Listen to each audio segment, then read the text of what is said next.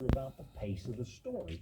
It reminds me of that dark sense that you and I have, that life is carrying us along far too quickly, taking us to our doom. And we can suddenly see that Jesus really does identify with how we feel, what it means to live here. He also lived under the shadow of death, feeling that same relentless march to the end, the one that compromises our ability to live the way we wish we could. When the Bible says that Jesus lived a real human life, when it says he became sin for us, it also means he experienced that same dark sense of doom that we tend to feel when we suddenly realize that we're not just in prison, but on death row, and we've run out of appeals. I mean, how else do you explain the cry from the cross, my God, why have you forsaken me? Jesus was feeling what you feel.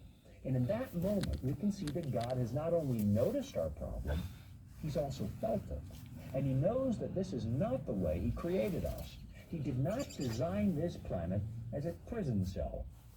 So watch the Son of God as he joins us right here in our miserable existence, as he experiences what it means to mark those painful moments that carry you forward to that disappointing end. On the evening of that day, the Bible tells us, the first day of the week, the doors being locked where the disciples were for fear of the Jews, Jesus came and stood among them and said to them, "Peace be with you." You know, sometimes people tell me that that verse is the reason the Christians changed the Sabbath to Sunday, because it mentions the first day of the week and it seems like it's a worship service.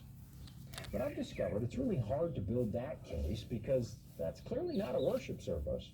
The disciples are terrified that they might be the next ones to get nailed to a cross, so